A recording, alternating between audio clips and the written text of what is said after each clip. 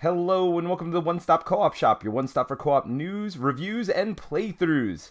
I'm Peter, and today we're reviewing Aeon Trespass. What's up, Mike? Hey Peter, how you doing? How'd you like playing that gigantic game? It is big. How many pounds did you say it was? Oh gosh, I think it was like 30 or 40. It was up there.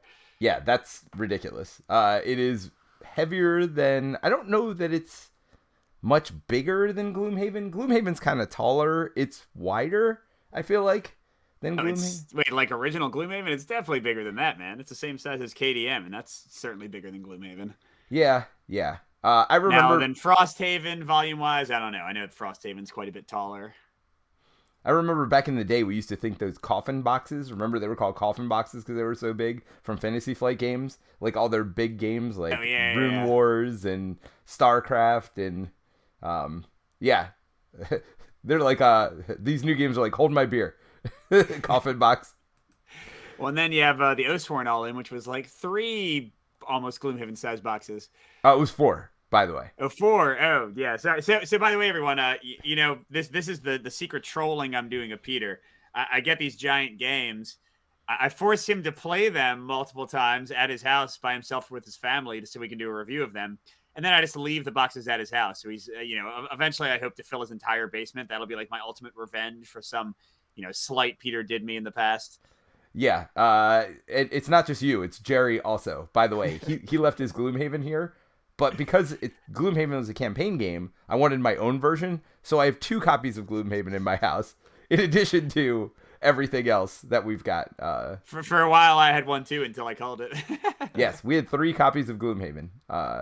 That was probably the only game we've done that with. Well, it's the whole promise of Legacy, right? Like you have to have the box or everybody's got to have their own because some parts are destructible or stickerable or whatever else, and you can't ever figure out how to undo it, but people figured it out. Yes.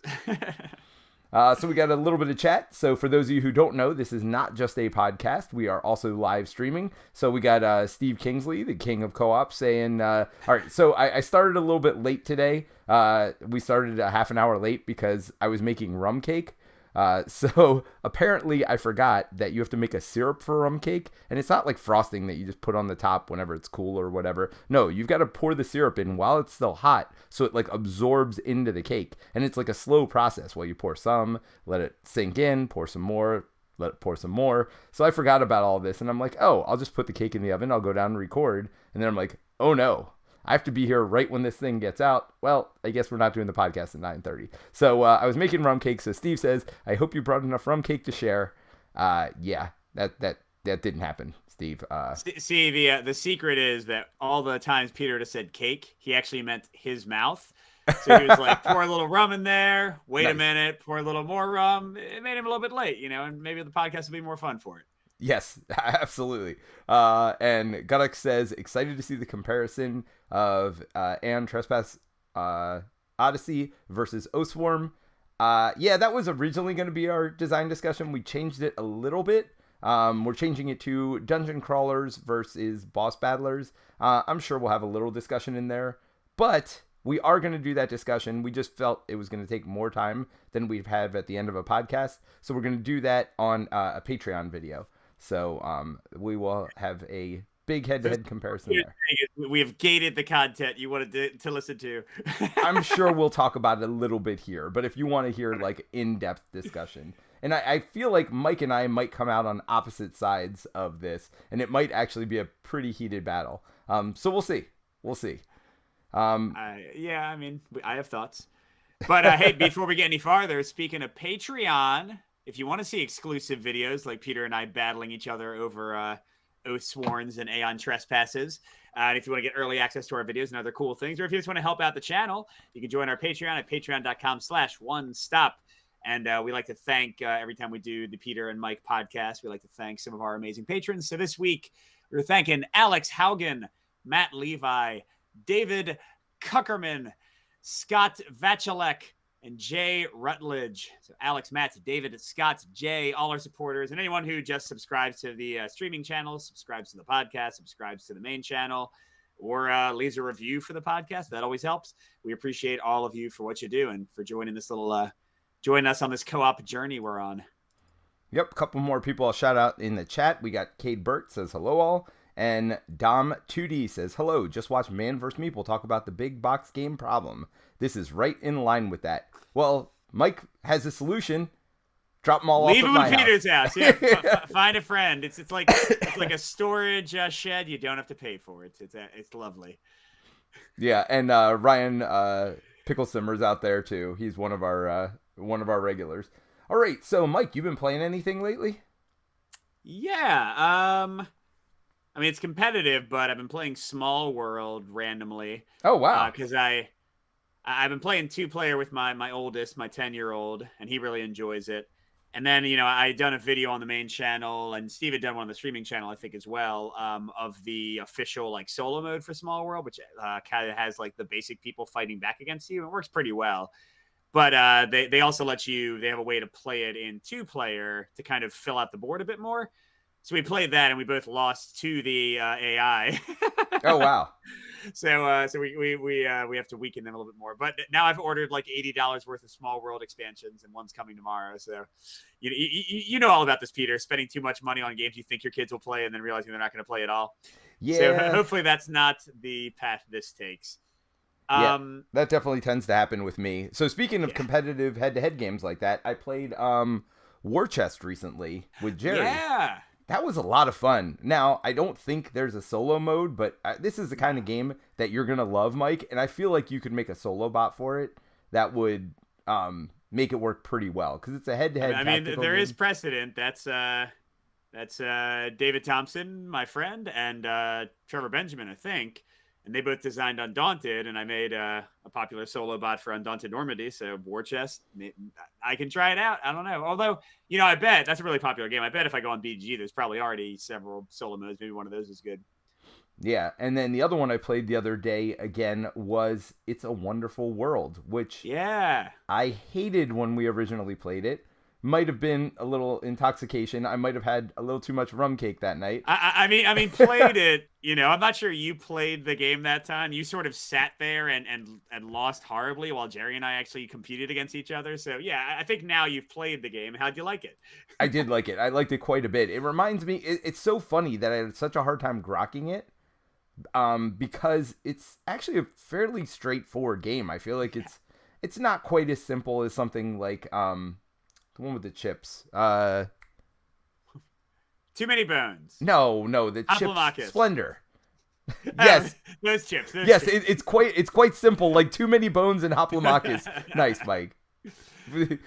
So it's not quite as simple as Splendor, but it's very much an engine building game like that, where you're getting cubes to upgrade stuff, to get you more cubes to upgrade more stuff, to eventually earn you victory points. So yeah, no, I like that one quite a bit, and that one does have a solo mode in it, right? Yes, and from what I remember, it works pretty well. I think like from the Kickstarter, maybe you can buy it separately. They even had like a little solo campaign. Oh, nice. And then there's a new version, It's a Wonderful Kingdom, which is only 2-player, maybe also solo. I haven't tried that one. Oh, nice. Yeah, so worth looking back at. I got one more solo game, but did you have anything else you wanted to touch on? I'll throw out a couple other ones. My wife and I have started a campaign of Artisans of Splendid Vale, or The Splendid Vale, which is a cooperative legacy narrative, like dungeon crawler tactical battle game. Wow, that's a lot of words. I know. And another campaign game. We have so few. But so far, I'm not sure about my thoughts. I'll be doing a review after we play some more. The battles, I'm hoping, get more tactically interesting, and they kind of overstay their welcome. That's a larger part of the game than you would have thought from like how much they push kind of the story. But like the story and the exploration and the character leveling elements are all great. So, and my wife's loving it. So whether or not I end up liking the battles more, I'll probably still keep playing it. But it's a bit up in the air right now. And then, I don't love roll and rights, Peter, but WizKids sent me a bunch. They sent me all 3 of the Super Skill pinball sets after the first one. Well, you like that one a lot. Well, I did, yes. So that's one of the few roll and rights I really enjoy. So I've been playing. I was trying to figure out what kind of video to do, because I want to do like 3 separate playthroughs of like pinball.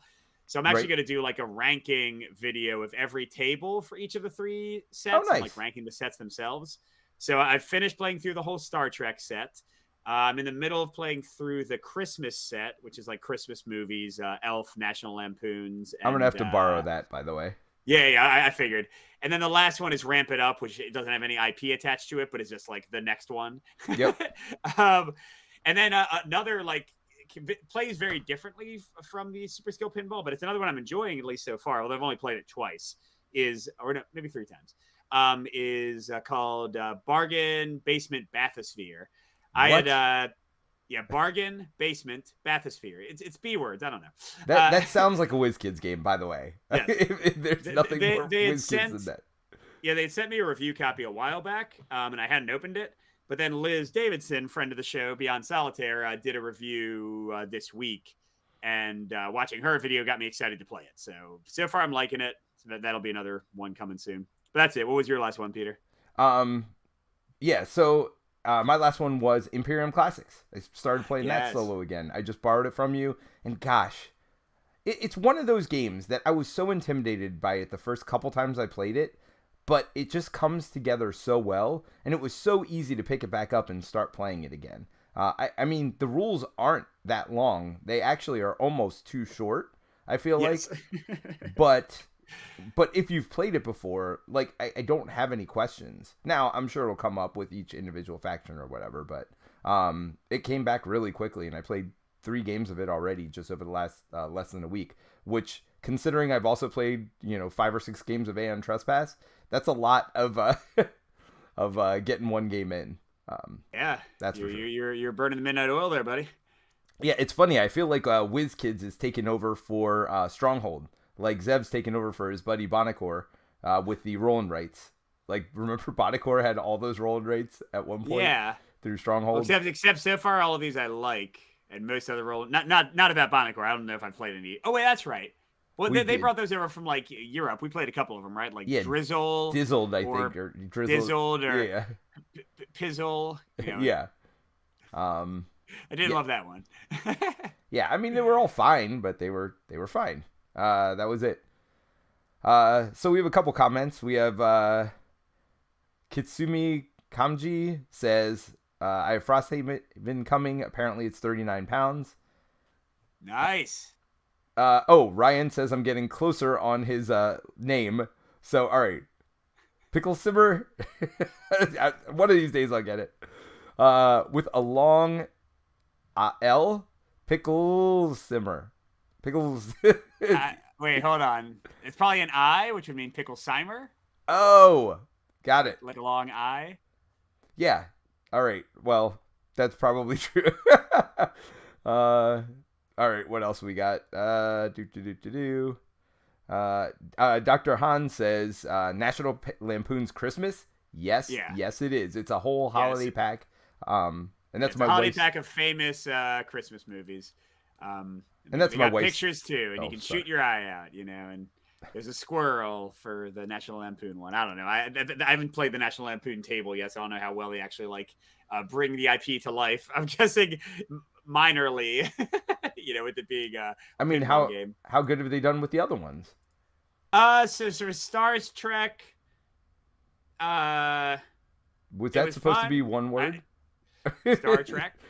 Okay. Yeah, probably the most thematic one for Star Trek was the Borg Next Generation table, because you spend the first 2 rounds building up your fleet, and then you go and fight the Borg with your fleet. That was pretty cool, actually. But that's the only one that I would really say was like a semi thematic experience in a major way. Cool. The other ones will be like, here's a Tribble board with tribbles on it. Well, actually, the Tribble board's kind of thematic. And then they do have the Kobayashi Maru, the unbeatable training exam. Yeah, and I thought you had to cheat to make that one work, right? Well, that's how it works. That's exactly how it works. So they've got a board, and to get the highest point, you have to get a 7 exactly, and you can't use modifiers to make it a 7. And they say that they're like, you have to roll a 7 exactly to get this. Right. But then there's a space that lets you cheat and get the next 2 spaces of the Kobayashi Maru. So that's the only way to get the points, by cheating the computer, kind of like Kirk did in the more recent movies. So yeah, it's pretty cool. That's awesome. All right, well, let's get into the feature today, which is Aeon Trespass Odyssey. So the theme is Avatar mixed with Going into the Titans, yes. Yeah. So you basically go into this vat of water and you like sync up with this Titan, and you control this Titan to fight these bosses. And that's kind of how they get away with death in this game. So you have these Titans that you're controlling, these giants. But as they die, you just take control of a different Titan. They do incorporate them in the story pretty well as well, so you do learn a little bit about that relationship. You kind of wake up on this ship not knowing a whole lot, and you explore the story. So we're going to try to keep this as spoiler-free as possible. And so I think that's all I want to say about that, unless there's any other points you want to bring up. Well, I mean, I think it's important to say that it's a like post-apocalyptic Greek mythology setting. Yes. So it's like you're in Greek mythology. They reference a lot of the famous myths, a lot of the famous like gods and goddesses and such. But it's like the world has fallen and all the gods are dead. So that's kind of that's the jumping off point. You find out a lot about the mystery of how that happened and like such as you go through the game. But yeah, like you come in like with this sort of fallen version of Greek mythology. So it's a very unique IP. Like even if you don't love the game, I think it's a very cool setting that no one's ever done anything quite like it before. I guess like the closest might be like Lords of Hellas with kind of like this mix of like technology and Greek mythology, but it's really neat. Now, Dom2D just deleted his comment, but I thought it was actually an awesome comment. He said Pacific Rome, which is so it's like Pacific Rim it's not Rome, it's Greek, but it's all right. It works. I think that's quite clever. I mean, Peter, you yourself are Greek. I mean, how do you feel being compared to Italians? Isn't that there, I like Dom's new version. Pacific Rim with weird Greek mythology, high technology. It doesn't quite roll off the tongue quite as well. Right. But, no. Not quite Pacific Rim. Yes. And Dr. Han says, do you have to fail forward? Do you have to keep going until you beat that boss? So we can get into that. But there is failing forward. It's mostly fail forward. There is like a hard failure if you fail forward too many times. But yes, you have coins to replay something if you just get horrible, awful luck on turn one, which has happened and can happen. Where you just get to like reset from the beginning. Just kidding. It's like a Groundhog Day reset. They give you one of those to start, and then we earned another one somehow down the line. They give you one pretty early, a second one. Yeah. So there's that too. If you just get horrible luck, you can go, okay, well, let's scoop that and restart it. Yeah, so there is some of that, but we can get into that in our final thoughts. But Mike, you want to talk a little bit about the mechanics before we get going? Oh my gosh, there's so much to cover. I'll try to do like the broadest broadest strokes. Yeah, so huge campaign. In fact, there are 3 campaigns in the base game with 2 more coming for, I guess, purchase or all-in backers, but they aren't done yet. And you're kind of split between moving around on a sort of like Seventh Continent-esque explorable board where you're flipping square cards and like finding out where you're going. And while you're there, you're like managing your ship and doing tech tree upgrades and like crafting things. And then every 6 rounds or so, it's a giant boat that you're on, right? You're sailing around. You're on the Argo, but it's not like the mythological Argo. It's like some giant technological Argo. And every 6 rounds, if not earlier, you will have a boss fight with a primordial. It's borrowed heavily from KDM, lots of similar mechanics. And basically, that's a big grid map. You have AI cards for the boss. You get individual turns where you basically move and attack. Your turns are pretty quick and simple. You always have 4 heroes to split among the players. And you're trying to pick off enough parts of the boss, basically, like you're hitting these body parts off of them. You're trying to do that before they can defeat all of your people. So you go back and forth between the campaign management ship side and exploration and the big boss battles. There's a ton more, but that's enough. I mean, we'll get into the details as we get into our top 5 points. So if this is your first time joining us, what we do here, we talk about the top 5 things we think you need to know about the game, starting with number 5, which is the least important, but still important, or we wouldn't be talking about it, and going to number 1, which is the most important. And I actually had a 6th thing, but we'll talk about that in my final thoughts. Okay. I realized I had forgotten something very important, so I had to bump one of my points off. But my number 5, I'll go ahead and start this week, is a campaign. Just know that.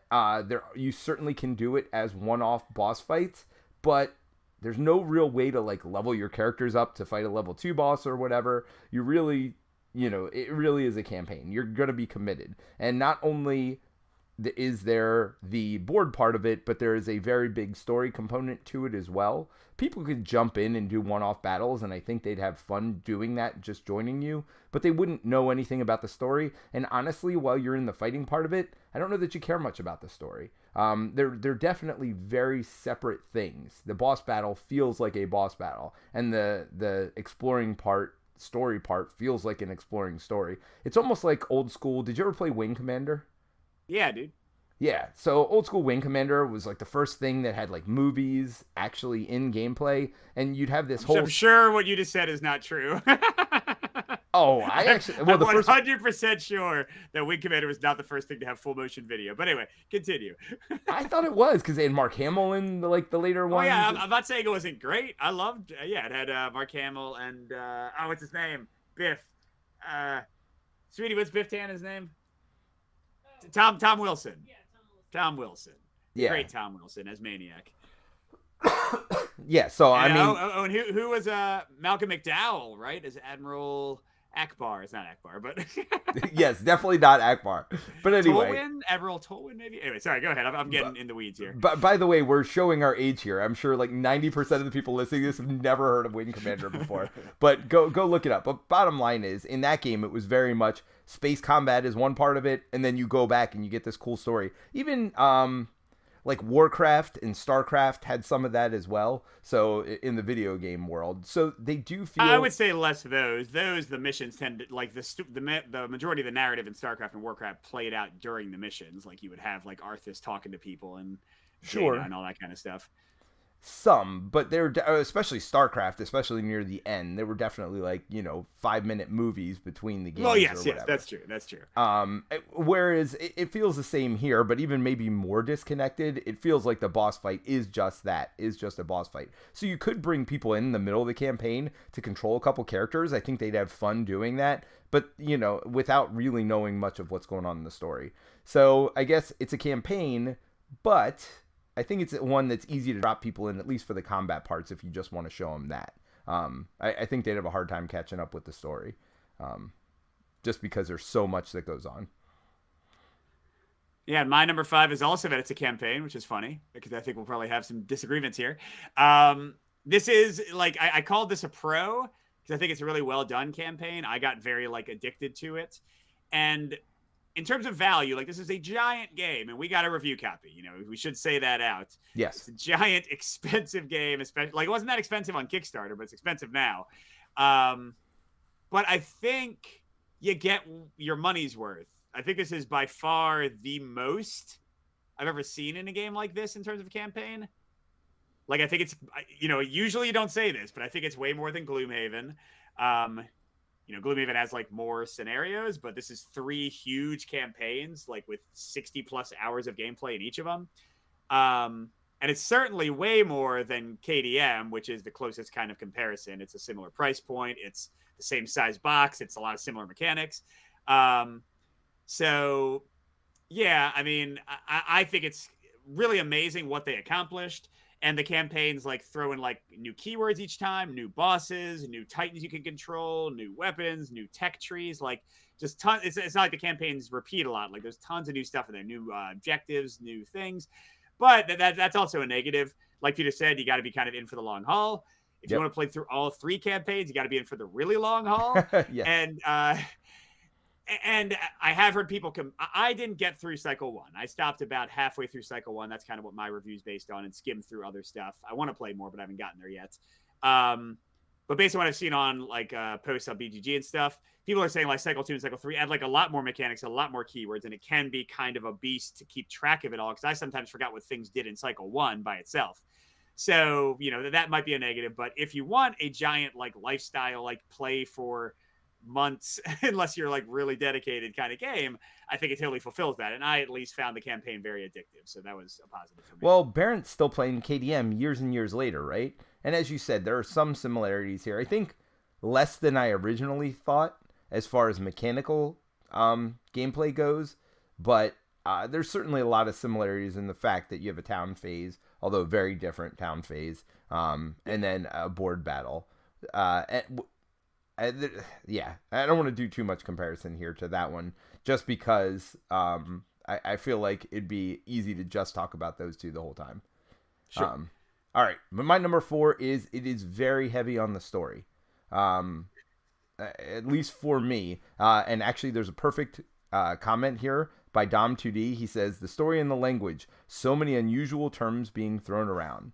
Yeah, there are lots of names in what I assume are supposed to be like ancient Greek names and references, and there's like lots of things to. For me, it was a lot of reading. I know Mike said it wasn't that much reading between combats, but you have like 6 of these day phases between, and there's usually one decent sized story and maybe 2 or 3 smaller stories in there. And then sometimes you'll cascade a story, and then you'll like get these points like for your personal journeys, and like there'll be a second story and a third story you've got to read to.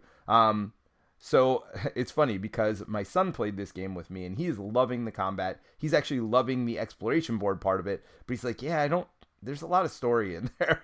I mean, he and I, you can tell what cloth he's cut from. A little bit of my cloth there, which is just, it's a lot. It would have been nice if there was an app or something else to read it to you. There is an app to keep track of your campaign progress. I just wish there was something to maybe make it so that I can. Barrett said this the other day in our podcast last week, actually, and this made a lot of sense to me. He says for some of these big narrative campaign games, he'll set up the battle board while he's listening to the campaign part. And that'd be nice, but it's really hard to do while you're reading, right? You're not going to be setting up and reading at the same time. So I did wish they had something like that where you could just kind of turn it on and turn it off. Yeah, and Dr. Han asks, is there a foreteller or any kind of like narrated app? At least not yet. Yeah, so my number 4 is also a story. What? Yeah, that's weird. But with a very different take. Now, everything Peter said is totally true. And if you are not like someone who likes reading long stories and games, then I think it's going to be a negative. I love the story. Like, I am so into it. I think it's really well written. I think it's super intriguing. I am somewhat a special case in that I teach mythology, so I'm pretty well versed in Greek mythology. So every reference they make, like they also have a lot of words that are not in Greek mythology, like random made up technology words, but all the like little references to myths and things I am 100% on board with and know what they're talking about and love. I think it's a really cool like mystery to unwind, at least in cycle 1. And I've heard there's more kind of stuff like what's going on with the world, what's going on with your ship, what's going on with your characters, what's going on with like the different factions. I just find all of it. Yeah, the Titans. Yeah. I think the story is quite varied. Like you have different adventures in different places with different like factions. And again, you get to kind of like explore different things. That is, besides the fact that there's just a ton of narrative and some people might not like it, that is another potential negative. It is it's sort of linear in that you have forward momentum, like in your objectives and like in the overall like scenario you're doing. But you roll on a random table for like which kind of side quests you have adventures with. So it does sometimes feel like you're kind of like bouncing around from vignette to vignette and like you don't connect fully.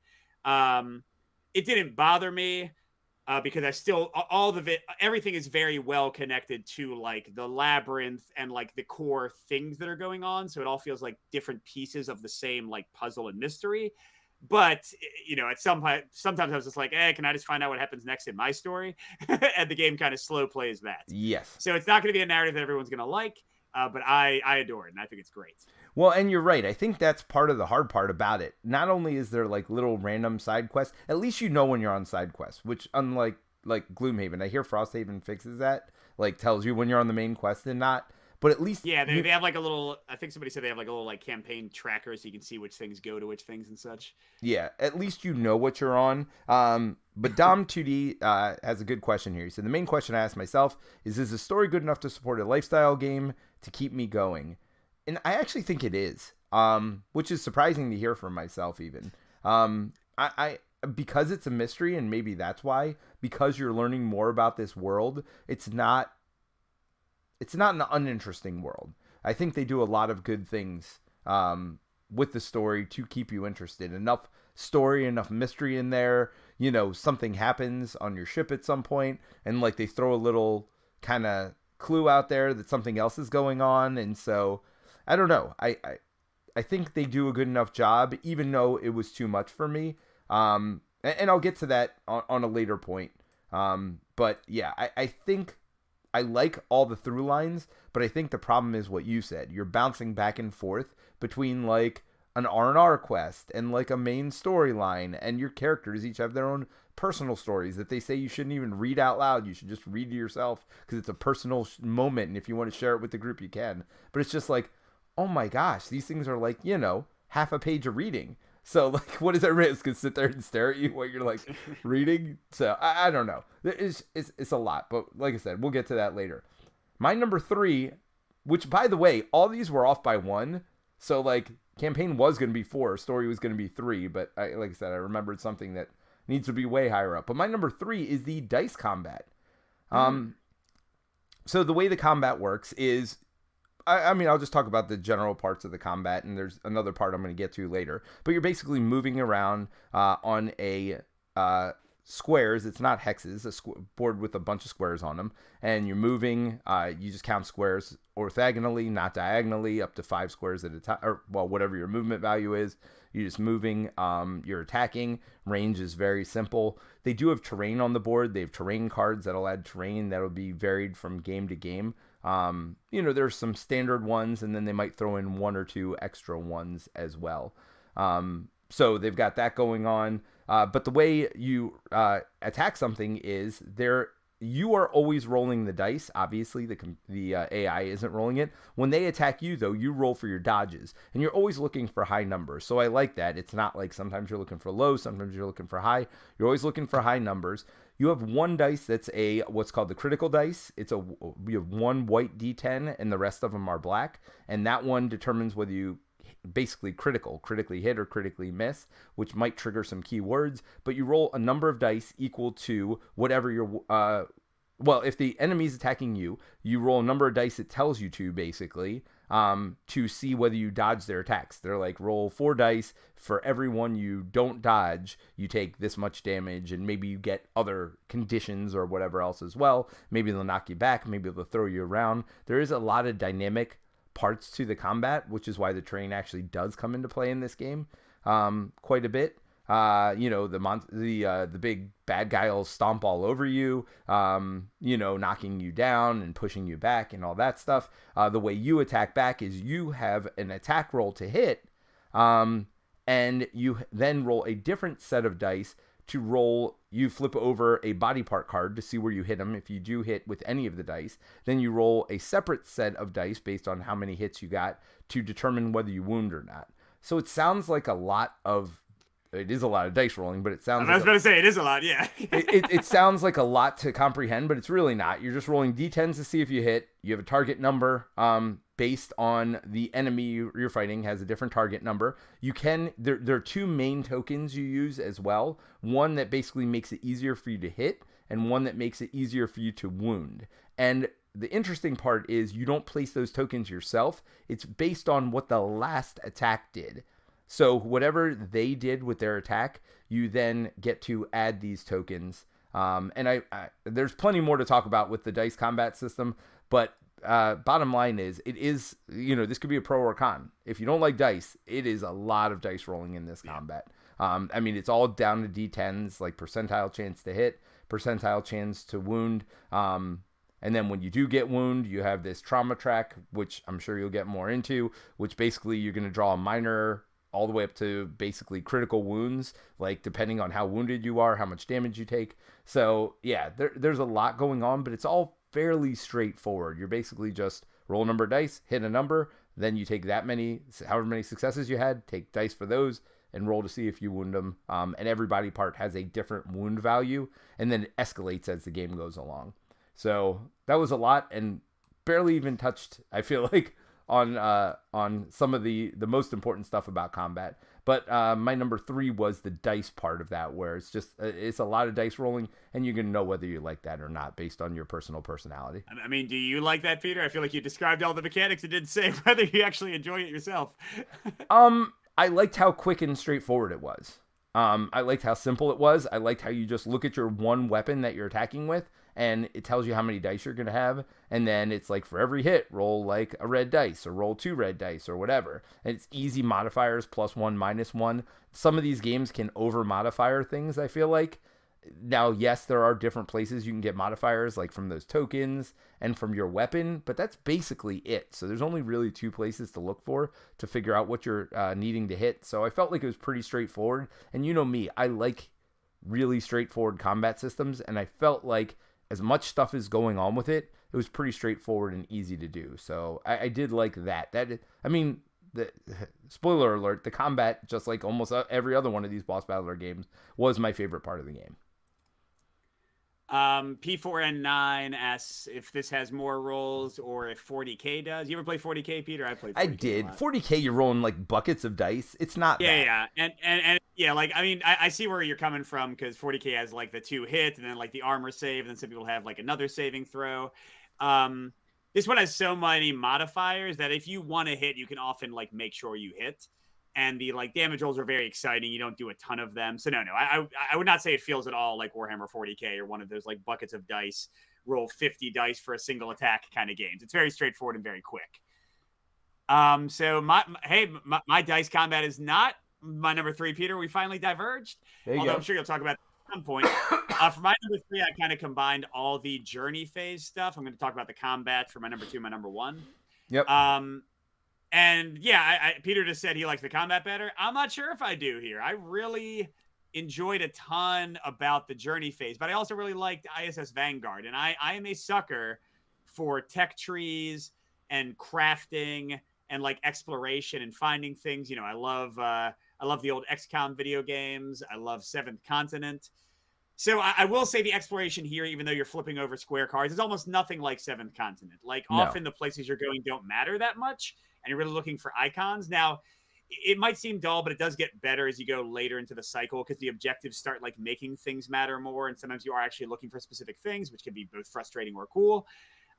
So like if you're coming in for exploration where you feel like you're learning about the land, this is not the best one for that. But that being said, it's still fun to move around. It's still fun to find stuff and like see what you're doing and like manage your faction alliances and such. But all the other stuff about the ship management, the tech tree, the crafting, like picking which items and things I want to get, seeing my stuff get stronger. You get free tech advancement every like couple of days, basically. You don't have to like save up resources.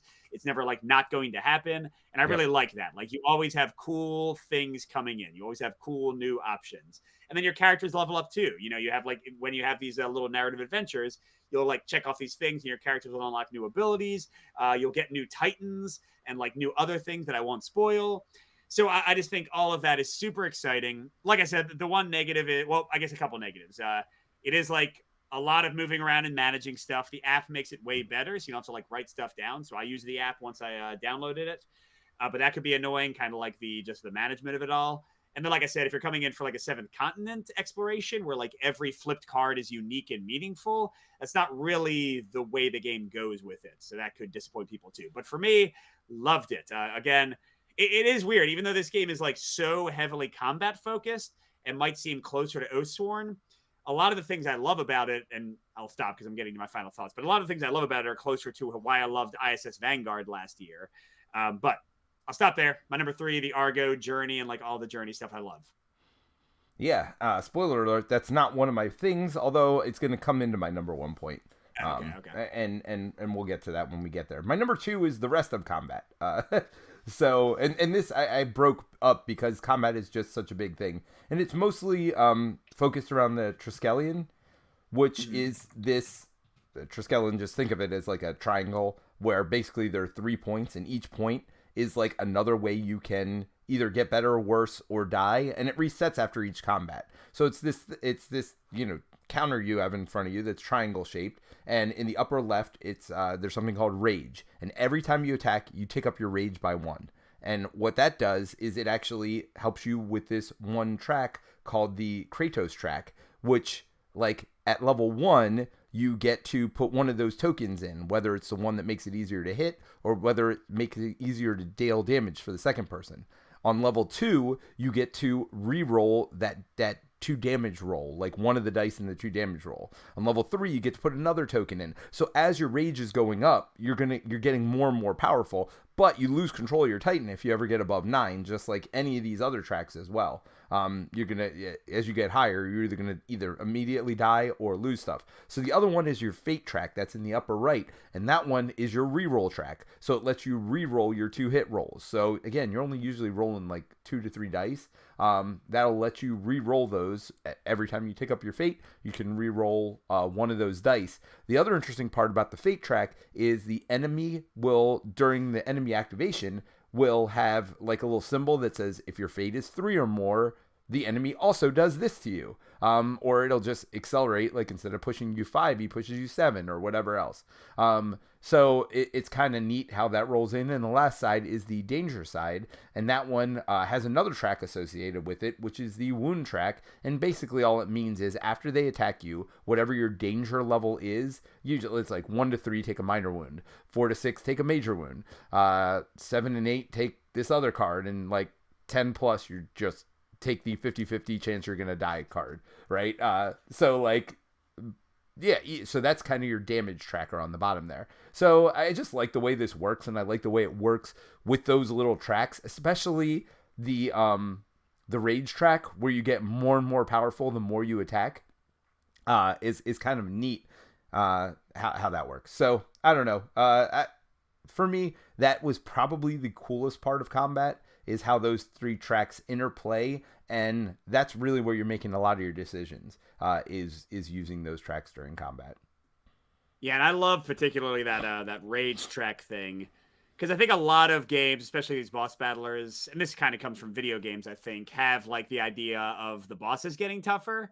You know what I mean? Like that's a pretty common thing, right? Like you defeat a boss and they like switch into their second form, as Peter hacks up along here. And I muted. They didn't hear that. Only oh, you heard that. Okay. Sorry. But yeah, like the idea that the bosses like get better, but the idea that the players get better is a much more rare thing. Like you have like that in some games where like I'm thinking like Marvel Champions, you get your engine going. Sentinels of the Multiverse, you get your powers out. The upcoming Primal, you like unlock your like advanced like power and stuff. But yeah, this one has like a really steady increase in your power as the enemies get stronger. And I think that's super cool compared to games where either the enemy only gets stronger or you both get weaker as combat goes on. It's very exciting. Did you want to talk about how the enemy gets stronger, or is that part of one of your points? Well, number 2 is the primordials and all the ways the bosses work. So the primordial is the name of like the bosses you're fighting. And again, a lot of this is straight from KDM, or not straight from, but very heavily inspired by KDM. I won't go into all of that kind of stuff. I'll just talk about the game on its own merits. So basically, the bosses have an AI card. The deck is leveling up as you hit them and hurt them. So they start out with like kind of weaker AI cards and get stronger and stronger. That's exciting. That's dangerous. You've seen that in a lot of games. KDM has it. Oathsworn has it. This one has it too, but it works well. The body parts deck is like what you're actually trying to destroy. And those cards get both tougher to kill as you destroy them, but also have better benefits for doing so and become like more critical parts of like the boss's anatomy. They don't happen too often. When you get critical hits on body parts when you defeat them, then you usually like incapacitate or do something like special to the enemy for the rest of the fight. It can be like really exciting. It's extremely cinematic, like how the kind of combat on the boss side works. And then like I think just the boss AI and the way they level up, because the bosses level up each time you fight them, you get a tougher version of that boss. And that's like very exciting too, the way they change up, although it can also be very punishing. So I really like all of it. Now, the one thing I think to warn about, cycle 1 is a ton of hours, like 60 hours or so. And I think that's right based on how long it took me to get as far as I am. And sort of, KDM, one of the complaints is unless you spend hundreds more dollars on expansions, you're fighting a ton of lions and maybe gazelles or antelopes or whatever they are for like many, many, many lantern years. And that's kind of the case here too, because in cycle 1, you are jumping back and forth between 2 different primordials most of the time. A third primordial jumps in the mix sometimes, and then you have a 4th one. But that being said, like even after fighting the same thing multiple times, there's enough of a gap with the journeying that you don't like feel like you're fighting them right up on each other. And the fights play out differently. The mechanics and the AI attacks they do are very like different, and the way they level up like adds very, very important considerations and like complications to the fights. So it didn't bother me. Like, it bothered me more in KDM, even though like the lions also level up. Like, that felt like more of a repetitive exercise. Here, I think they did a better job with it. But I think the bosses work great. I think the combat is incredibly cinematic intense because of it. They can also punish you and be random and like suddenly kill all of you. That's of course not fun. But I think it's a price you pay for the fun parts of it. Well, and in KDM, part of the thing is like they kind of let you choose what you wanted to do. Like, I feel like fighting a level 2 this time. There was no sense of progression to me. Like, yeah, you need to level up to get better stuff. I like here how they just level them up for you. It's like, no, this is when you'll be ready to fight a level 2 boss. It almost felt like with KDM, it's like you'd have to go through at least 1 or 2 super simple battles where you're like, oh yeah, that was way too easy. We need to level the boss up. I like, and also like the balancing had problems sometimes because like they want you to level up, but actually the gear you need, you can like just fight level 1 lions instead, or like you never want to fight this monster because the gear doesn't really matter and like it's not actually worth it. yes. So yeah, there were growing pains that Poots has fixed with some of the later expansions and things. But anyway, sorry, keep going. Yeah, no, all I was gonna say is I think it's done well here, as far as it kind of forces you to progress, and it doesn't feel like there's as many fights. I feel like there's more story stuff probably than. Well, they space it out better because KDM is literally go to the settlement, have some events, go on the hunt, die a bit, and then fight a boss. Like that. Well, they also kill you with the events too, which I don't feel like they do here. The whole hunt phase of KDM, I've never enjoyed. Right. Yeah. It was like this whole like you did the battle. I mean, don't get me wrong. There's like 50 steps, and I guess that's my number 1. So I'll just get to it now. This game is simple. Like you watch somebody play, you're like, oh yeah, you just roll to see how they hit you, and you roll to see how you hit. And moving around the map, it's like, okay, whatever icon's there, you just do what it says for the icon, right? So everything you're doing is very simple, but you're doing a lot of stuff. Like a lot of stuff. And like, so just the exploration stage, which you were talking about, Mike, there's like 9 steps to it. And sometimes that step is literally nothing. Like there's nothing to deal with. And sometimes one step is like 30 minutes of reading and going back and forth. And like this triggers that, which triggers the next thing. And it's like, wait a minute, what? And like you have 6 days of travel, and I'm like, oh, Nick, let's just do like a day of travel before our next fight, and then we'll get right into the fight, and then that could be like 45 minutes, and then we go through 5 days, and literally nothing happens. And you just get your resources for moving around, and you get a little bit of this or a little bit of that, and you just keep going. So thankfully, as you said to me, as I was like talking about it at some points, usually they're pretty good about only having 1 or 2 big story moments where you're doing like all this stuff between.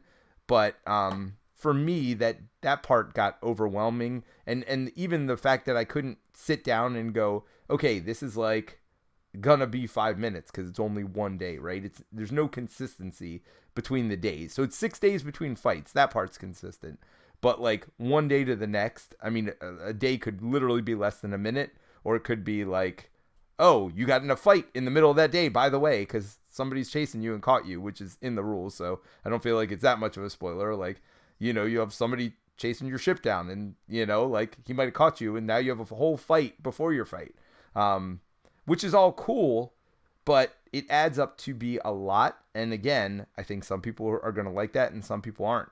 They do a good job of increasing the complexity little by little, but it's still a lot. And I feel like I finally got a good grasp of it now. But I mean, it's funny. You said the first campaign is 60 hours. I don't know. I don't know if that's like when you know how to play or not, because there's a lot of rules looking up when you first play, right? And a lot of like trying to figure out what you're doing. At least there was for me. So I feel like I've done 60 hours in the first quarter of the campaign, but I feel like the next quarter will probably be way faster, right? Now that like I feel like there's a decent amount of ramp up, which you kind of want in a game like this, because if you're going to be spending hours and hours and hours, there needs to be a certain level of complexity. But at the same time, I feel like while no one part is overwhelming, all of it together is overwhelming when you're first getting into it. And I think the onboarding with like the sort of tutorial is pretty good.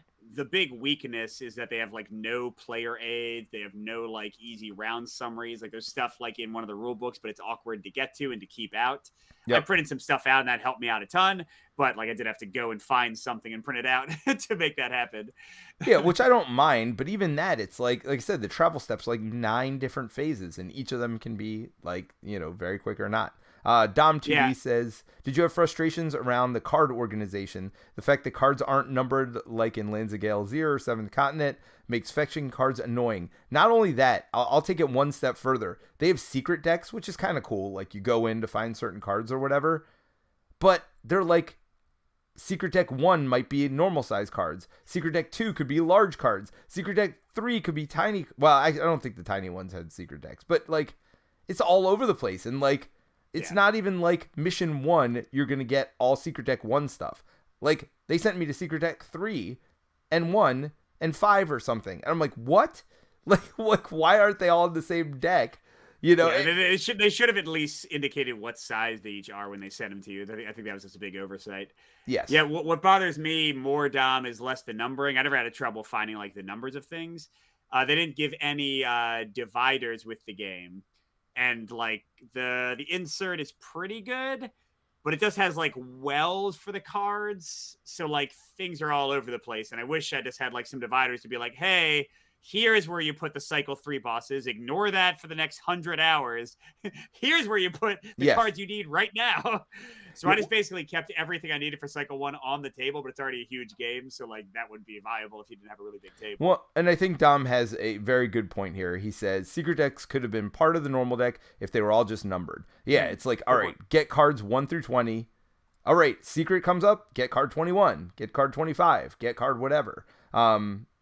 I do think that is, and honestly, that's the way we're doing it for our games. So, I mean, obviously we think it's a good idea because that's how we're doing it. So, I agree with you. The organization's not great. And I guess one last part of this is this game's not easy to take out and put away either. There's a lot in the game. There's a lot that's going on at the same time. You need a fairly big table because like Mike said, there's an exploration phase and there's this big battle board as well. And honestly, you kind of need them both out. Like, as you're exploring around, you don't want to it's easy enough to set the map back up if you wanted to every time, but that would be kind of annoying. And like to put it away and then come back and start playing again. Like you said, there's no dividers or anything to say, what are my current weapons? Like I'd have to put them, like the organization and divider is great, or not divider, but they have little spots for everything. That's awesome. But like, there's no way to separate out like cards that are part of your character, in your inventory or whatever. Like they didn't think about those little touches, which would have been really nice and made the game much easier to onboard and offboard. It's interesting. Dom brought up Galazir, Lands of Galazir. I would also say ISS Vanguard. Like some of these big games, even though they have a ton of stuff, well, Galazir doesn't have a ton of stuff, but ISS Vanguard has a ton of stuff, and that one was much easier to put away. I think, Awakened Realms experience, greater experience with games certainly like paid off there. Anyway, let's get to my number 1. We got to finish this up. So my number 1 is the kind of all the stuff in the player turn. And this is like the most potentially mixed point for me, although I think all of my other points had like some cons and pros. I, like Peter, think the Triskelion is super interesting, and like the choices there, especially like in rerolls and such, and making yourself more vulnerable to reroll things. I think that's great. I love how you level up with the monsters. I really like the trauma cards. Like they can be super punishing, but they also give you positive effects that are amazing. And, Peter and I often talk about with some of these games like cinematic combat. I think the combat here is among the most cinematic I've played, for better or worse. Like it could be cinematically, that your character gets disemboweled on the second attack of the boss, and suddenly you have one less hero in the game. So it's not always going to be like good for some players, but I think it is memorable and exciting and tense consistently. And that's one of the things I love. Now, on the negative side, and this is very dependent on player count, I played this mainly solo. So I was able to just kind of curl up like I'm reading a book sometimes, like go through those long narrative passages, stay up way too late. Like one night I stayed up until like 3 a.m. I was like, this is definitely like a game that encourages you like one more turn, one more battle, one more turn, one more battle. So I think for that, it's fine. But, we played this 3-player. I haven't played 4-player yet. But in 4-player and even kind of 3-player, like sometimes your character gets knocked halfway across the world. Sometimes you die early. Sometimes you're like and getting knocked knocked down a down. lot. Yeah, knocked down a lot. So you like miss turns. You have whiffs. So I definitely think it's for me a mainly 1 to 2-player game, like having multiple heroes. I think the tactic, and this is true of a lot of these games, like a lot of boss battlers. KDM has the exact same thing. I think controlling 2 or 3 or all 4 characters is much more tactically engaging for me. And then finally, I'll say like another thing that Peter already brought up. It is so random sometimes, and you can get really screwed. It didn't happen too many times to me. And like Peter said, you have those coins to redo a battle. But like the very first turn on the level 2 Hecaton or the level 2 other guy that I won't spoil, they can kill one of your guys sometimes if the right sequence of events happens and you don't have, like, there are a lot of mitigating gear that you'll have at that point by the time you're fighting enemies that tough. But, if the right person didn't have the right gear and the right sequence of events happens, one of your guys could be out like right away. So yeah, there are crazy swings. Like I said, it can be so exciting and cinematic. It can go the other way too. Absolutely. Yeah. Like our first 7 pulls from that 50-50 death deck were all no death. Literally, I got 3 deaths in a row. So that's funny. Yeah, it was like 7 in a row. And then this last battle we fought from a major injury, which is only taking 4 damage, which you can do in 1 attack from the boss if you get unlucky, even with rerolls. Like, it could just happen. I pulled out a card that killed me. Literally killed my character. Now, if it's in the lower decks, they do a good job of, like, you get a benefit, like, get a final death blow on them, like take a free attack, do this other stuff. But my character was dead, like literally after 1 attack against him. So there's that. So it's swingy, but both ways. Yes. And again, for me, that's exciting, but it could also be frustrating for people. So final thoughts, I'll go first. I think people know mine better. I think this game is not going to be for everybody in the slightest. It's super expensive. It takes up tons of space. It can be very complex to learn. It's not the friendliest with like storage and all that kind of stuff. It has a ton of reading. It's very random. But I found this grabbed me and would not let go while I was playing it. I'm very excited to play it. Like I said, it even though the combat is much more like KDM and Oathsworn and ISS Vanguard is almost no combat, the story element, the exploration, the interest like in characters and all that kind of stuff and what the heck is going on in the universe reminded me a lot of ISS Vanguard, and I love that kind of stuff. So I was 100% hooked by the story and the setting and like the narrative in general. And then I thought the combat mechanics were excellent, like some of the tensest, most exciting combat I've had. Is it as tactical and do I feel as clever playing it as something like Gloomhaven or Oathsworn? Yeah. Heck no. Like the mechanics are much more simple and sometimes they can even be frustrating. But it is so exciting to have the combats, and there's never like a dull turn of combat. Whether the boss is mashing you or whether you are like pulling off a crazy, like when I jumped on the vantage point of one of the bosses, it was like stabbing him like in the head from like above. Oh, it's so cool, like I feel like this game will give you like stories for combat and like great stories for the thing, but absolutely stay away if you're not ready for too much stuff being thrown at you. Like more, like I wish they had broken it up and that was viable in the Kickstarter, like this. Yeah. But I generally I love it. Like it is so frustrating in a way. I mean, I feel very lucky to have gotten review copies of these very big games because I certainly would not have bought maybe any of these, ISS Vanguard, Oathsworn, or this one. I just don't buy big games like that for my own personal buying habits. So I'm lucky to have these review copies, but having so many great campaign games come out so close to each other, what are you going to do? But anyway, Peter, how about your final thoughts? I'm a little more mixed. I'm sure everybody could have guessed that. I do like the combat. I like the combat in KDM. If it was just that, I think I would have had a lot more fun. I think the town phase here is much more interesting. And I do think the combat's much more interesting here, actually, than KDM as well. I agree with you, though. It's cinematic. I like the swingy nature of it. I like the fact that we're like, oh my gosh, I can't believe what's going on here. And sometimes you just lose a character. Nick's like, my son is like, well, what happens when my character dies? I'm like, nothing. Like, literally, you subtract one Titan from your inventory, and you're done. Now, if you have a named Titan or whatever else, like, you will get those later on. You'll lose. And it is unusual, but you can actually lose one of your people. I lost one in like 30 hours of play, so it happens, but it's really rare. Yeah. And that did hurt. Like, I had to like start it. I mean, the new character kind of levels up immediately to an extent, and you still have all your Titans and you still have all your weapons, so it's not like you really lost that much. But still, I was like, oh, there goes that guy. Well, you can lose weapons as well. Like, there are definitely bosses that destroy your weapons. All that's exciting for me, actually. I like games where you not only progress, but kind of get knocked back every once in a while, too. I mean, it doesn't feel like a situation where you're falling too far back. Because honestly, I have way too many resources. I feel like we can craft, like, a ton of weapons. We could, we have all this stuff that we never even use at this point. I'm like, oh, we crafted all these weapons. What are we going to do with them? I guess they're just sitting on the ship waiting for us to, like, lose other weapons. So at this point, unless the weapon is, like, substantially better than what we have, and I guess that's, for me, a little bit of a negative, too. It feels like a lot of the weapons are sideways from the weapons you have.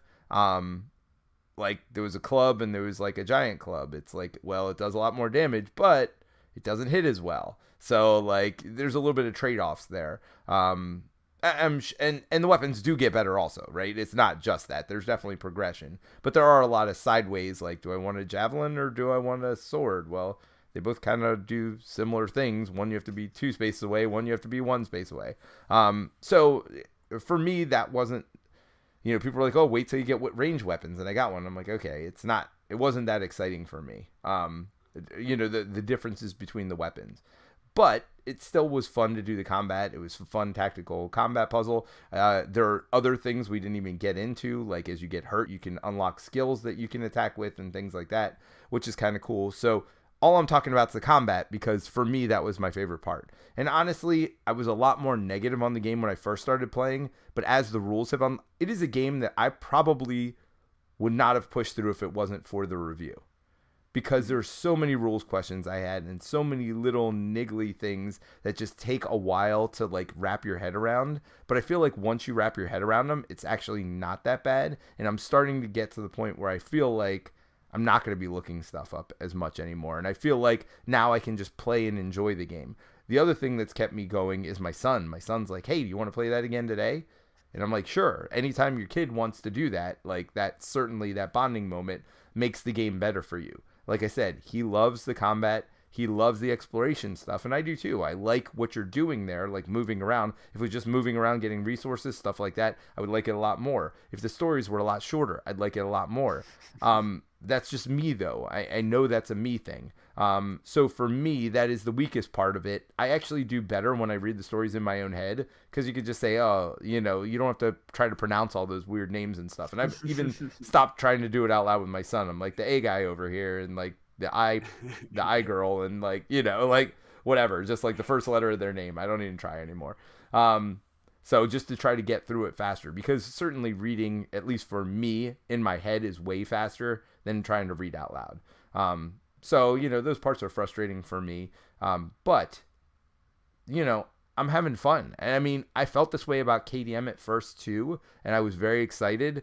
But then as they introduce more complexity, I think I like the game less and less because it was harder to get back to the table. I'm frustrated with the lack of an easy way to save it. Like, I mean, this is a giant game that you're expected to put 60 hours in that has to stay on your table. Like, it doesn't make sense. Like, they should have put a lot of effort into figuring out how to put it away and take it out again very easily. And I feel like that was just, like, kind of thrown in there. So there are definitely some frustrating parts. It's definitely a much more mixed review for me. Just because we've seen so many games that do it so well, right? And so that's the frustrating part for me. But is it fun? Do I enjoy what I'm doing? Absolutely. I'm having a blast playing it. Now, like, it was frustrating at first. It took me a while to get in. I actually think the tutorial is really good. I had a ton of fun playing the tutorial, and, like, it walked you through day by day what you're supposed to do. But then I feel like when they threw you into the main game, like, none of that translated. Like, I didn't really know what I was doing because there was almost too much hand-holding. Like, I didn't really understand what I was doing when I got into the main board. I'm like, I know I did that, but I don't know how I did that or why I did that, right? Like, so, and that might be a me thing also. Did you have those same challenges going from the tutorial to the main game, or? I mean, I like just like you. I think this is happening to everybody. Yeah, when I stopped the tutorial, I was like, I know how to play, and then I was like, oh my god, I don't know. And until I printed out like those player references and went through the rules, and I still got things wrong. I'm still probably getting things wrong.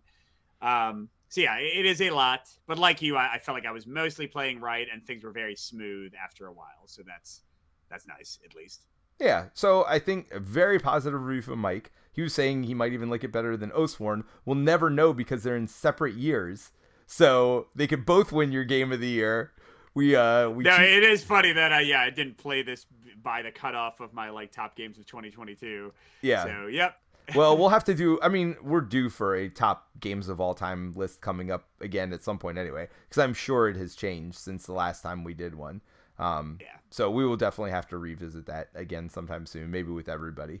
All right. So very positive for Mike. For me, leaning positive, but can you just cut out some words? Like, seriously. Like, I mean, the difference between Oathsworn and this for me is Oathsworn, you could play the short game. And Right. for me, like, it was just such an innovative thing to add in. Like, if you're not going to make your game short and you want to make it narrative based, that's great. But give somebody the option of, like, cutting all that out if they want to. Because I would want to cut it down, not out. All right. So let's do a quicker design discussion, Peter, because I since we started late, I can't stay up too late. Yeah. But let's talk about dungeon crawlers versus boss battlers. Yep. So first of all, what even is the difference? Well, for me, it's just that boss battlers, you're fighting against a boss and lots of different bosses. The bosses tend to be pretty unique. And dungeon crawlers, there's a lot more exploration element to it typically. Whereas boss battlers, you might be either on a stationary map. I mean, look, Primal took the map away, right? Where you're just in the 4 different quadrants. Here, it's like a pretty fixed map every time. Yeah, you put some terrain elements down, but they don't change the game that much.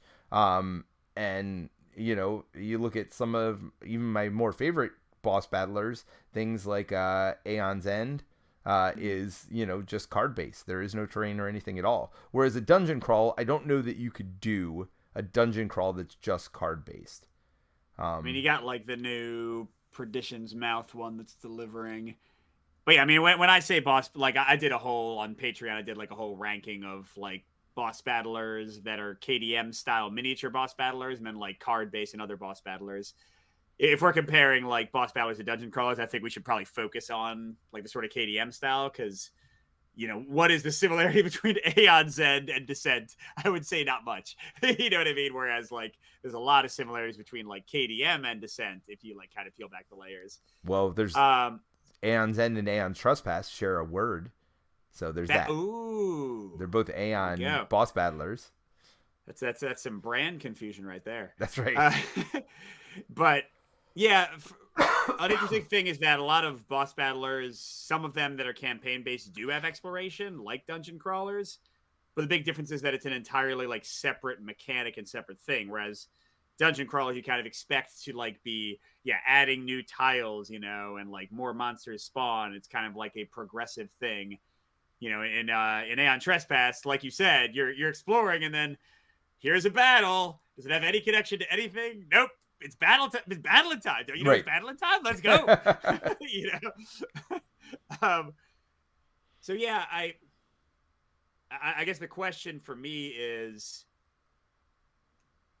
I think I would say, see if you agree with the statement, Peter. On average, because like KDM style boss battlers are focusing 100% on interesting boss battles with generally unique AI mechanics, with unique ways to like interact with those enemies, with more of a focus on like player card turns and stuff like within those kind of interactions. I would say that the pure like tactical combat in boss battlers tends to be of a higher standard for me than most dungeon crawlers. Especially lately. I feel like it's gone that way for sure. Whereas I think originally, if you just think about it, it makes sense that there would be more tactical options with more enemies on the board, right? Like these two people are flanking you over here and this person's over here. What are you going to do to deal with all these different threats on the board? Whereas boss battlers, you're like, well, there's one threat on the board, right? Like it should be less tactical, but I feel like it hasn't gone that way. And I also feel like people aren't taking full advantage of having multiple enemies. Now, there are certainly even boss battlers like Oathsworn, right? There are definitely missions where you're fighting more than one enemy at a time. And so that's where it gets, to me, the boss battler, the difference is are you skipping that exploring stuff and just going into big fights that are different each time with different bosses? It could be multiple bosses versus one. I like boss battlers where they don't just have you fighting against one boss, or maybe the boss is split up into separate parts or whatever else. For me, that's more exciting because I do think the more stuff you put on the board, the more tactical it can become. Even Adventure Tactics has like a lot of these scenarios that, not a lot, but enough scenarios where it's not just one boss. Maybe they got 2 minions with them, or maybe they got these other, peons over here trying to distract you or whatever. Yeah, and I guess I kind of feel like a lot of dungeon crawlers that I can think of don't make the exploration and like the minion fighting exciting enough, and I feel like it often gets repetitive. Yep. It does depend on the game and like the player mechanics. Like Gloomhaven, I love what I'm doing with my cards most of the time. But like the act of moving through the dungeon is sometimes torturous. You know what I mean? It's like, can I just walk over there without needing to like play 50 like effects to get there? Like especially when you fall behind. It's very frustrating. Another thing that I think is interesting about a lot of the boss battlers versus dungeon crawlers is that the boss battlers, at least like the big prominent ones that I can think of recently, tend to force you to have this party of 4. That's a very common thing, right? Yeah.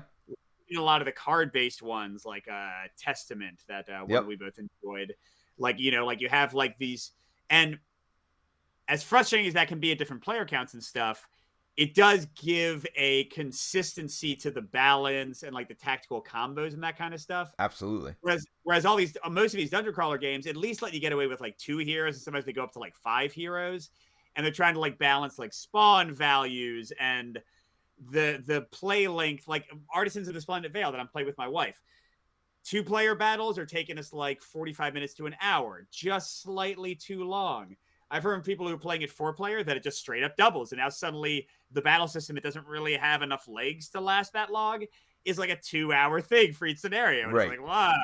Whereas like KDM, Oathsworn, Aeon Trespass, I feel like all those battles tend to be like a nice like 45 minute to an hour because they have it balanced for the exact player count. So I feel like crawlers tend to try to accommodate like all player counts, and even some boss battlers do too. And often that is to their detriment for the play experience. You know what I mean? Yeah, no, that makes a lot of sense. I never thought about that before. And it's funny because we have a dungeon crawl and we are not doing that. We are scaling it based on players. Although, but we did it better. Well, allowing some simultaneous play, I think, helps as well, right? Because that, if players decide to play simultaneously, it takes away that time element of it, the increased amount of time. But yeah, I never thought about that. I never thought about it that way. But you're right. A lot of boss battlers. I don't think that is a requirement for the genre, though. I think you could certainly have boss battlers. I'm thinking Street Masters, where you can play 1 character to 4 characters. I kind of feel like those are boss battlers, right? Yeah, well, Street Master sort of takes in like a little bit of at least the minion fighting of like a dungeon crawler. And I think another thing that I think, sorry, go ahead. I was gonna say, I think you can hybridize it though, and that's what we've absolutely done with Spare Parts. I feel like it's not a straight up boss battler, right? Because you're definitely like fighting different sets of enemies with different challenges in different rooms. But then we took away the whole running to the next room thing, right? Like video games do this all the time. Like you clear a room and then you see a like cutscene of you running to the next room. Well, that's what we did basically. Like you fight the room, you beat the room, and then you end up in the next room, right? Like why are we going to show you walking down the hallway? I don't think that's a requirement for like a dungeon crawl. So I think there could be some kind of a hybrid option here where like you could have more minions, you could have those minion fights be more interesting and more tactical, but you're still getting to a boss at the end of each level, or at least something interesting at the end of each level. Yeah. Well, and the hybridization, I mean, like really this is in some ways a semantic argument, because like, is Cthulhu Death May Die a dungeon crawler? There's not really any exploration. All the tiles are laid out like right at the top. Sure. I mean, they're all like tactical minis games, but like I think of a classic dungeon crawler as having something that boss battlers usually don't have, which is like finding new equipment and leveling up. Like I'm thinking like all the way back to like first edition Descent, where you would get like the silver and the gold items and be wrecking like dozens of monsters with like your new super powerful items. But I don't know that it's true anymore, because the new Descent doesn't have that, right? Well, right. I was going to say a lot of dungeon crawlers have left that behind to an extent. And then, it's not quite the same, but Aeon Trespass with the Rage track does have you leveling up as you go, which most boss battlers don't do. Sure. So, yeah, I think there's a lot of wiggle room in like the definitions. There's a lot of, wiggle room in how they each do it. But yeah, I'm still interested in like, some, I think our game Spare Parts borrowed a lot of boss battler and KDM-ish mechanics for our boss fights. Yep. But I think it's interesting to look at the boss fights in dungeon crawlers. Like, the boss fights in Descent are generally an embarrassment. You know what I mean? Like, if you're looking for something cool and different, it's like, here is the exact same stuff you've been doing, but this boss is a little bit stronger. I will give Legends of the Dark, like the third one, some credit. They had, like, some bosses where you had to, like, flip some switches or attack some things before they were vulnerable. That was kind of, like, at least interesting, like, objective-wise. Sure. Gloomhaven did a little bit better. Like, they've got, like, sort of unique, like, boss, like, actions and, like, spawning and stuff. But yeah, I think generally speaking, bosses and dungeon crawlers are disappointing compared to boss battlers, but that makes sense. You don't want to introduce and to go a different way, Sword and Sorcery, which introduced a ton of extra mechanics for bosses, like the taunting and getting them like the focus and stuff.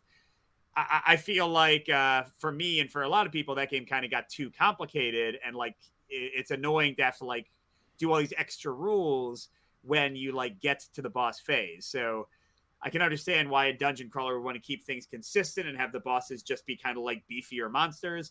And I can understand why boss battlers would benefit from just cutting out all the other stuff and being like, nope, this is the only way it works. This is the deck. Draw from the deck. That boss does that.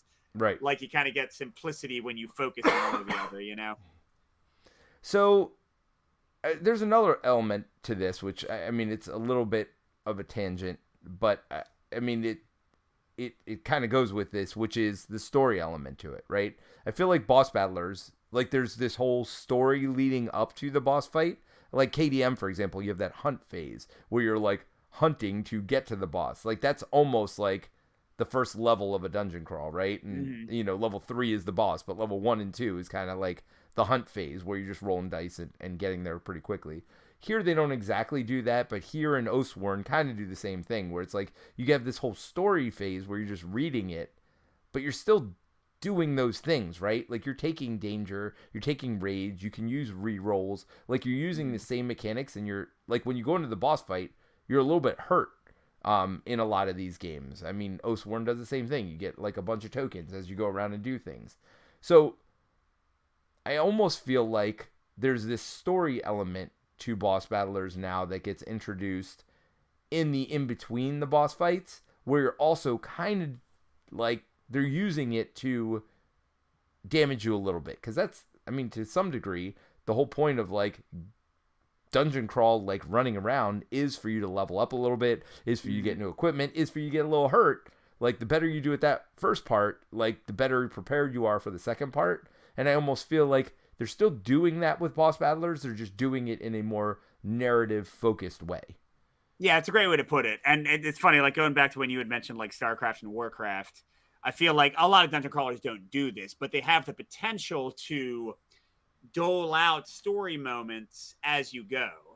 Like clearly like the app-based games like Mansions of Madness and Descent have a lot of that, where like little story beats happen. Right. But even like older dungeon crawlers, like you would enter a room and you'd like reveal what's in that room and you'd read a little passage. The orc warlord laughs at you, ha ha ha, and then you got to fight him. You can have like little surprises. Whereas like you said, boss battlers tend to be this very kind of like segmented, segregated, like, okay, story, here is boss, nothing new will happen, kill boss, and then story. Yeah.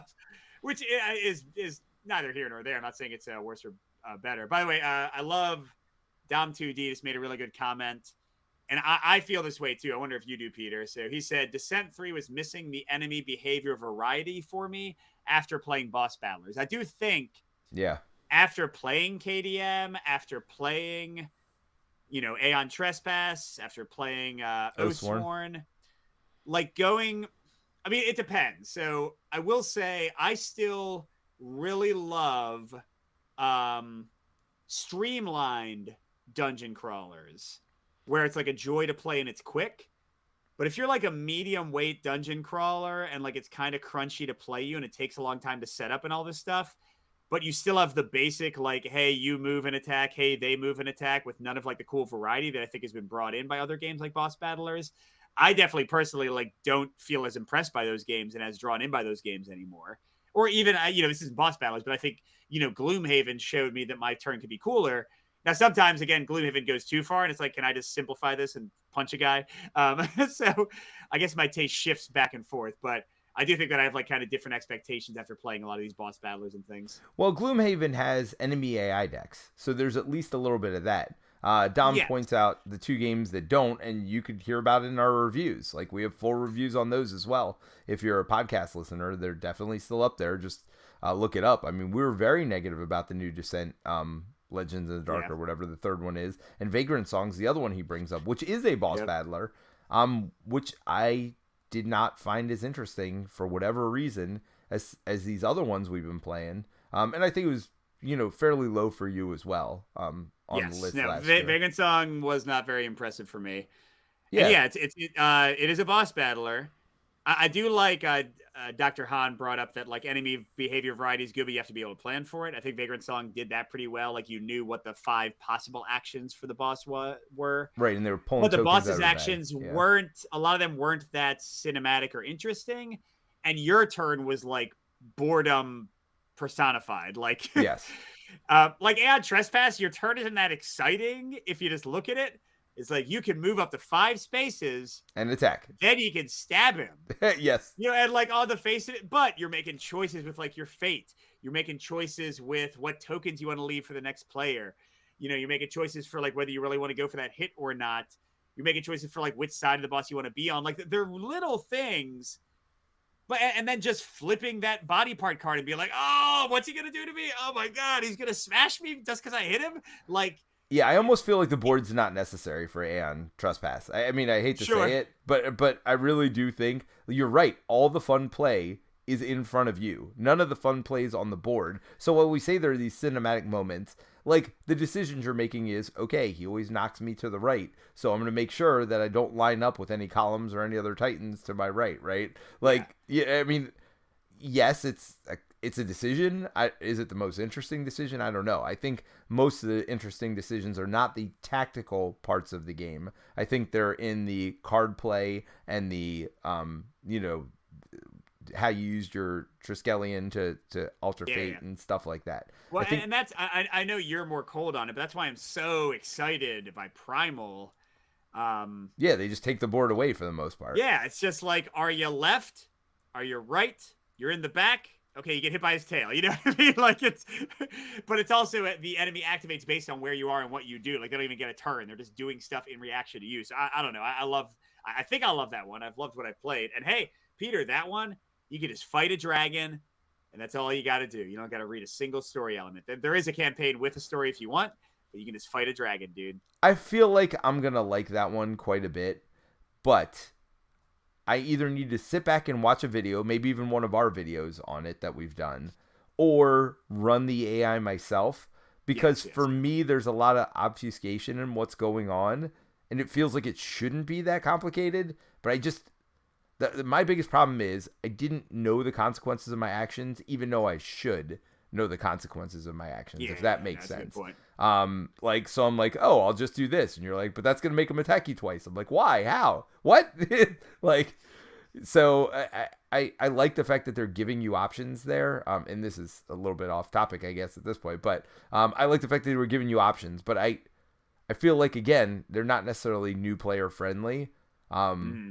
Just because, again, if you're the new player, you haven't read the rules, you're not running the AI, right? Like, hey, new player, run the AI over here. So because of that, I feel like, and look, this is true for a lot of games. Even Marvel Champions, I didn't love my first few times playing it, which is one of my favorite games of all time now, which is kind of a boss battler. But like, I didn't like it because I didn't understand what was going on. It took me gameplays. And I feel like all these games have that, and so I feel like they almost should be more of a ramp up. Like we said, the tutorial here was freaking awesome. I almost feel like they needed a day 2 tutorial, right? Where it's not necessarily as linear, but like, kind of a next step. Oh, here are the other traps that you'll fall into. Like, I almost want all these type games to guide me in a little bit softer. Jaws of the Lion did a really good job of that. I think that's probably the one that has the best tutorial system, because it's 5 days, right? They started you out super basic. This is how you move. Like, you're never going to forget how to move and attack, because that's day 1, right? Like, super simple. They give you totally basic cards. And then day 2, they added in, all right, here's 1 or 2 more complicated cards, or 1 or 2 more complicated things to add in. And so they slowly ramped you into it. Whereas here, I feel like they covered every element, but they tried to cover every element in a 6-day tutorial, right? 1 fight and like going through 6 days. And every day they introduced a new element, but it was just overwhelming amounts of stuff. I feel like they could figure out, these games could do a better job of onboarding people and making it simpler. Well, and I mean, I think you also don't have to go big with these games. Like, most of the ones we're talking about are huge, expensive campaign games. But now this game's still expensive. But Townsfolk Tussle is a very streamlined boss battler. It's only 4 scenarios in a campaign, if you want to call that a campaign. And I feel like that one is not tough to learn and is very straightforward. Now, I don't like it as much as almost any of the other boss battles we've talked about. I enjoy it, but I don't like it as much nearly as like Aeon Trespass or Oathsworn or all those kind of things.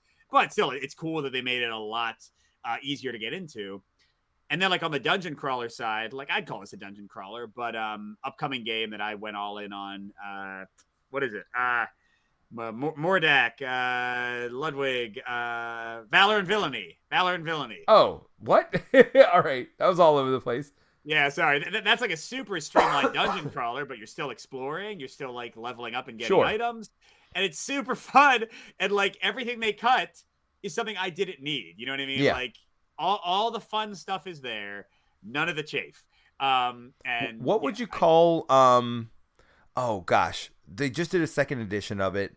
It's just with the chips, and you'd have the life underneath of them, not too many bones. Hoplomachus. No, not Hoplomachus. Not a chip theory game. The first Doomrock, Assault on Doomrock. Oh, Assault on Doomrock. Yeah. Because you had like 3 boss battles, but each of them was not just a boss, right? You'd be fighting minions too. So I feel like I still call it pretty much a boss battle, right? In that it is like just focus on the combat. When you're in the combat, it has like the separate exploration phase. You have a unique deck for like the boss to activate, even when there's minions. It's still one deck you're drawing from. Yep. No, I think that's a very good game and ahead of its time in many ways. Like KDM was kind of a trendsetter and like an innovator, and I think Assault on Doomrock was as well. And although it didn't get the love just because. No, definitely not. I think. And even when I don't think KDM got the love either. Well, but everybody talks about KDM. Look how long it took for people to. Yeah, I know, but look how long it took for people to imitate KDM, and who the heck is actually how many people are actually playing KDM. Like, it is such a.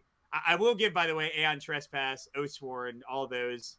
There's, again, very expensive, but as someone who isn't very good at putting together miniatures, they just give you the dang game and you can play it. Oh, that's KDM. We never mentioned way that, but less. Yes. KDM, you get so much less stuff in the base box, like so much less stuff in terms of like bosses you can fight than Oathsworn and Aeon Trespass. And then, like, I mean, I guess I know some people find it fun to put together miniatures, and they are great miniatures once they're put together. But KDM is such a, like, I don't know. I'm not surprised most people have not played it unless it's like on TTS or something, because how would you? You know? Right. And the mod for KDM on TTS is amazing. Oh, it's so good. Like, at the same time, you kind of, like, for all these games, when I play them on TTS, I want to make sure that I own the game. And, like, I played it with Banter, who owns the game, so I didn't feel guilty about that. But, yeah, I mean, for a lot of people, I think it'd be very inaccessible to get and play that game. And so, yeah, I don't know. But anyway, so I think we're both leaning toward boss battlers lately. As far as, like, if you had to choose one to go to, like a go-to, like, I can't think of a dungeon crawl unless you consider Cthulhu Death May Die a dungeon crawl. I can't think of one dungeon crawl that I like better than games like Oathsworn. Now that's hard because Oathsworn's like one of my favorite games of all time now. But I think it's what I said a moment ago. I'm leaning toward lighter dungeon crawls and heavier boss battlers, if that makes sense. That Like, I makes don't know sense. if I'd want to, like we have Frosthaven, like in our group, like not me, but my friend pledged, our friend pledged it. And I'm like not even slightly, like I'm sure we'll play it at some point and we'll see how it is, but I'm not like even tiny bit in a hurry to play it. Right. Because I was going to take crunchier dungeon crawler. And if Yes. I'm going to play that, I'd just rather play more Oathsworn or Aeon Trespass or ISS Vanguard. You know what I mean? Whereas like I'm super excited for Valor and Villainy. I would still be happy to throw down Bloodborne. That's pretty streamlined. I'd still be happy to throw down like Cthulhu Death May Die. Like all these Oh, like that one's things that great. are That's yeah, definitely up there for me too. and you know they're not giant campaigns. Yep. They're not. They're quick. They're fun. They're punchy. The rules are straightforward. Like I can also play them with my kids. I really enjoyed Resident Evil 3. And that's another like dungeon crawler ish game that's like very light and easy to play. Yeah, it's just like I'm curious if I'm gonna play a big campaign game, I'd rather play one of these other ones, and then something that's like a long campaign but not crunchy in the slightest, like Descent Legends of the Dark, just totally falls flat for me right now, you know? Yeah. Well, I'm curious if our opinions are going to change when that new what's the fish-based one? Dungeon Crawl. Ooh, I did love that game. That's Right. great. Which one's that? And that's not light. What's it called? Two. Tidal Blades 2. Tidal Blades 2. Tidal Blades 2. Yeah. I wonder if our opinions are going to change because that one's definitely more of a dungeon crawl. Although, again, you're just we don't know. We haven't played enough of it, but you're definitely fighting through minions to get to a boss fight at the end, and the boss fight is kind of interesting. Again, I think it's probably more of a hybrid, but I wonder if they're probably not gonna have that in between step. Maybe I'm wrong on that.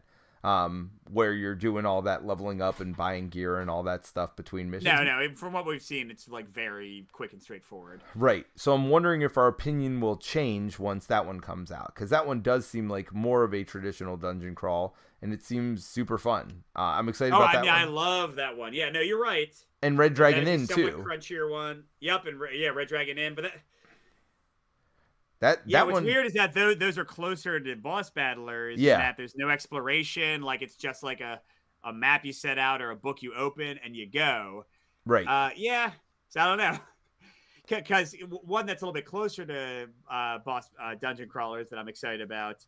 Oh crap! Now I can't remember it. Last time I talked to you about it on like one of our top 20 episode or whatever, you couldn't remember it. Now I can't. It's the one that I had you look up. With the book and the adventure, but that's a lighter adventure game with simpler mechanics, but it's a dungeon crawler. It's got a lot more exploration, and whatever. I can't remember it, so that's all right. I mean, we played so many of these lately, and that's the thing. Ever since Gloomhaven came out, there seems to be like this surge of adventure games, and I mean, I guess they were always there, but now they're because the bar has been raised and the mechanics are more interesting. It was easy to skip a lot of them in the past. But now it's like, oh, all of them are doing at least something. Even Trudvang Legends did something new and unique. I mean, that's probably different than all of these. It's an adventure game. But, like, they had interesting, unique combat there. So, like, and it was a long campaign, similar to all of these games. So, while it's not the same as either of these, it's definitely, in the same, it's competing for the same time that all of these are competing for. Yeah, that makes sense. Yeah, and then we have Clank Legacy, which is nothing to do with anything except it's another long campaign that once you get in, like, you gotta, like, bunch of one-off games. But we found out with games like Pandemic Legacy, like, they're all competing for this legacy time. They want you to complete the campaign. They want you to dig deeper and get into their story or whatever else, or they're even if it's just new mechanics.